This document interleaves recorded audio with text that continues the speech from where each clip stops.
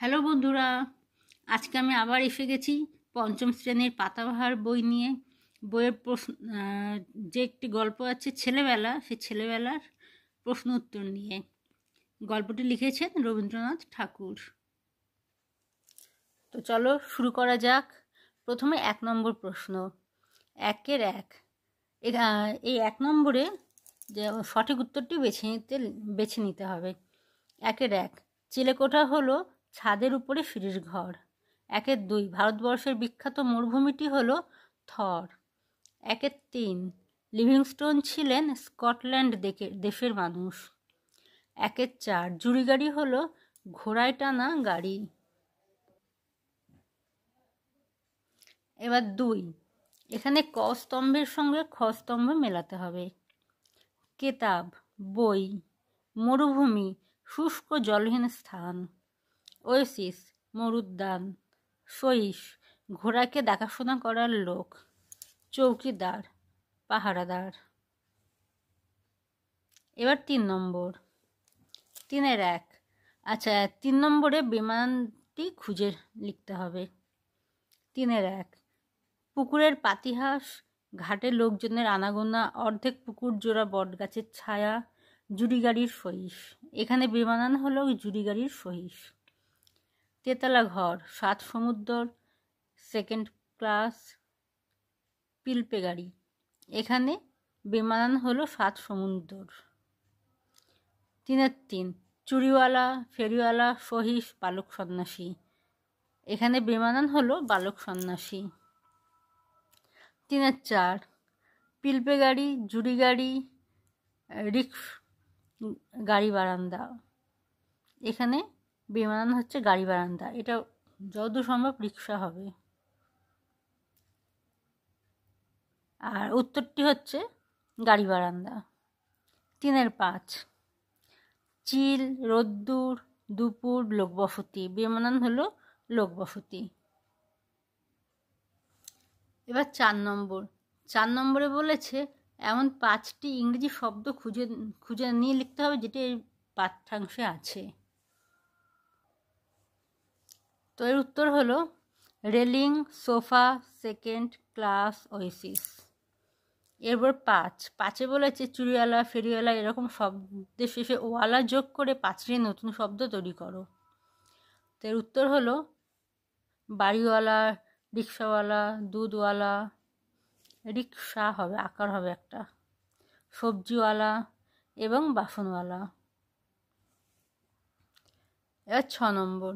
এখানে শূন্যস্থান পূরণ করতে বলেছে। 6-এর 1, রাঙ্গা হয়ে আসতো রোদ্দুর, চিল ডেকে যেত আকাশে। 6-এর 2, আমার জীবনে বাইরের খোলা ছাদ ছিল প্রধান ছুটির দেশ। 6-এর 3, নবাব ঘর তাকে যেন বাংলাদেশের শিশু লিভিংস্টোন এইমাত্র খুঁজে বের করলো।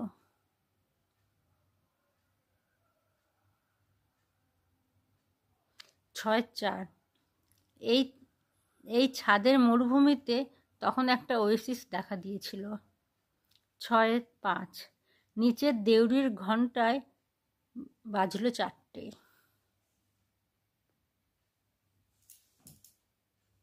এরপর 7-এ দেখো কতগুলো শব্দ আছে, এগুলো বিশেষ্য ও বিশেষণ আলাদা করে লিখতে হবে। তো এর উত্তর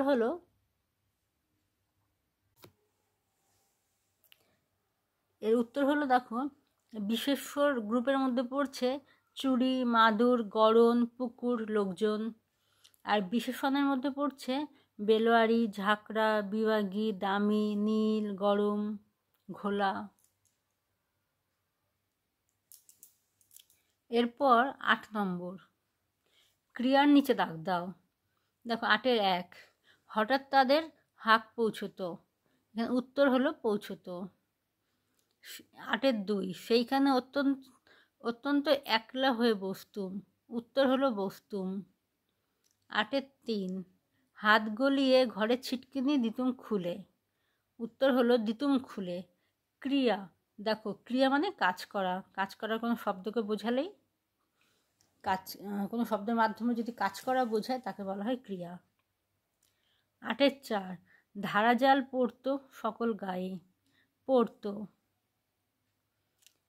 8-5 পুকুর থেকে পাতিহাঁসগুলো উঠে গিয়েছে। উঠে গিয়েছে হচ্ছে ক্রিয়া। এবার 9 বলেছে বাক্য রচনা করো প্রধান, দেশ, বালিশ, মরুভূমি, ধুলো এই শব্দগুলো দিয়ে। তো উত্তর হলো, দেখো, প্রধান। আমাদের দেশের প্রধান খাদ্যশস্য হলো ধান, গম ও ভুট্টা। দেশ, আমাদের দেশের নাম ভারতবর্ষ। বালিশ, মা আমাকে বালিশ রোদে দিতে বললেন।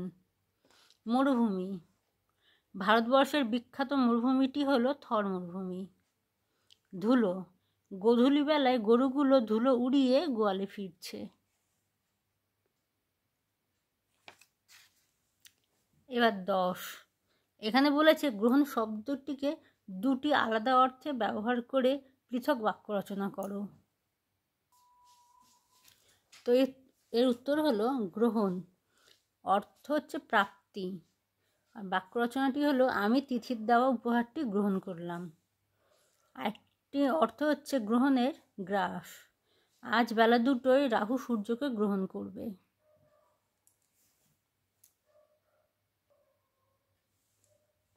এরপর 11তে বিপরীত শব্দ লিখতে বলেছে। আড়াল মানে প্রকাশ্য, চুপ আওয়াজ, আনন্দ দুঃখ, গলি বড় রাস্তা, ফিকে উজ্জ্বল। এরপর 12, এখানে অর্থ লিখতে বলেছে, আর 13 নম্বরে বলেছে প্রতিশব্দ লেখো। তো এদের উত্তরগুলি হলো,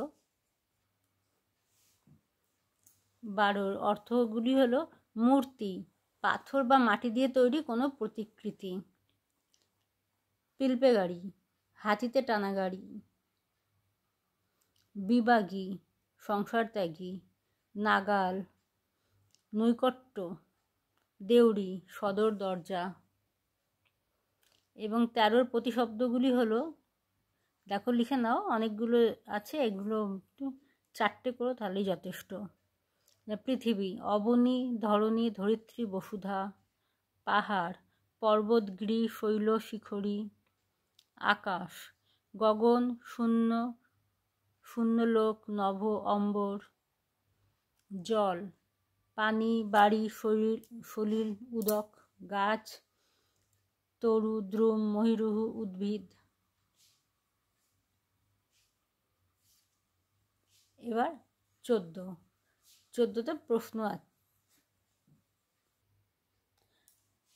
প্রশ্নটি হলো 14 যে একটি বড় বাক্য আছে, ওটাকে দুভাগে ভাগ করতে হবে।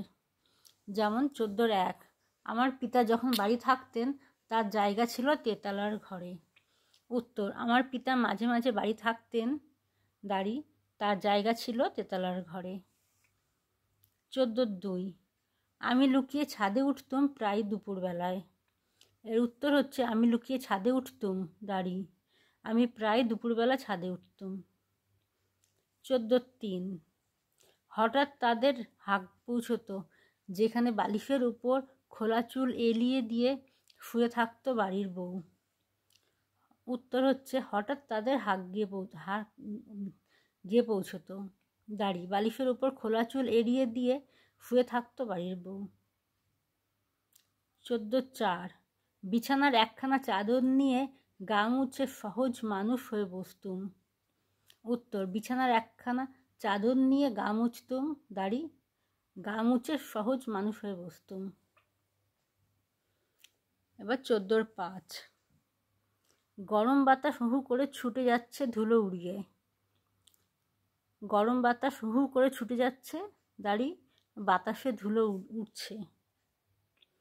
এবার 15-1, এখানে প্রশ্ন আছে, প্রশ্নগুলোর উত্তর লিখতে হবে।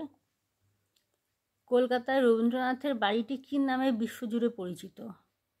উত্তর হলো কলকাতার রবীন্দ্রনাথের বাড়িটি জোড়াসাঁকোর ঠাকুরবাড়ি নামে বিশ্বজুড়ে পরিচিত। 15-2, রবীন্দ্রনাথ ঠাকুর ছোটদের জন্য লিখেছেন এমন দুটি বইয়ের নাম লেখো। উত্তর, রবীন্দ্রনাথ ঠাকুর ছোটদের জন্য লিখেছেন এমন দুটি বইয়ের নাম হলো সহজপাঠ ও ছেলেবেলা। 15-3, ঠাকুরবাড়ি থেকে প্রকাশিত কোন দুটি পত্রিকায় তিনি নিয়মিত লিখতেন? উত্তর হলো ঠাকুরবাড়ি থেকে প্রকাশিত ভারতী ও বালক পত্রিকায় তিনি নিয়মিত লিখতেন। এরপর বড় প্রশ্ন 16-1, বালক রবীন্দ্রনাথের প্রধান ছুটির দেশ কি ছিল?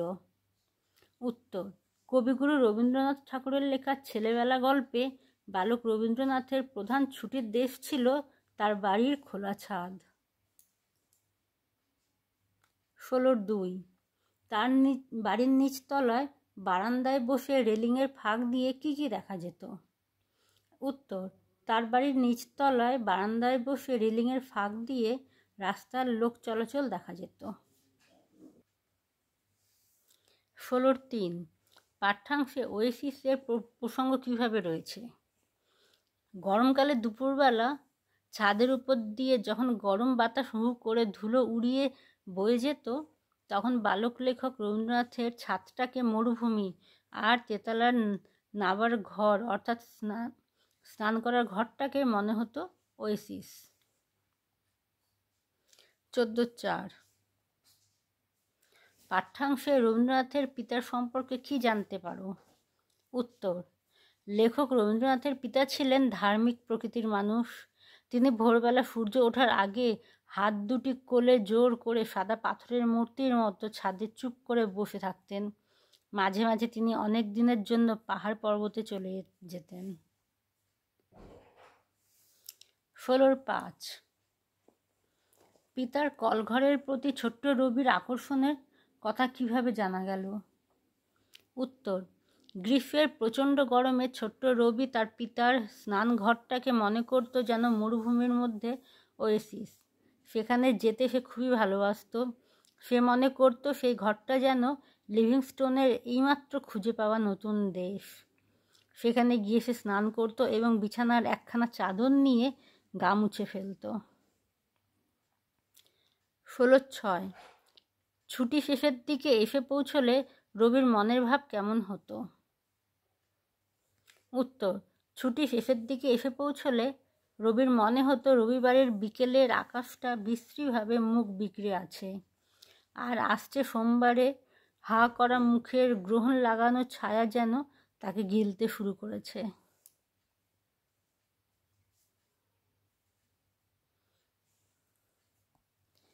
এবার 16-7, পাঠ্যাংশে কাকে কেন বাংলাদেশের শিশু লিভিংস্টোন বলা হয়েছে? পাঠ্যাংশের লেখক রবীন্দ্রনাথ ঠাকুর ছেলেবেলায় নিজেকে অর্থাৎ ছোট্ট রবিকে বাংলাদেশের শিশুর লিভিংস্টোন বলেছেন। পাঠ্যাংশে ছোট্ট রবিকে বাংলাদেশের শিশুর লিভিংস্টোন বলা হয়েছে কারণ ছোট্ট রবিও যেন ডেভিড লিভিংস্টোনের মতো ছাদের ঘরে বসে ওয়েসিস আবিষ্কার করেছিল।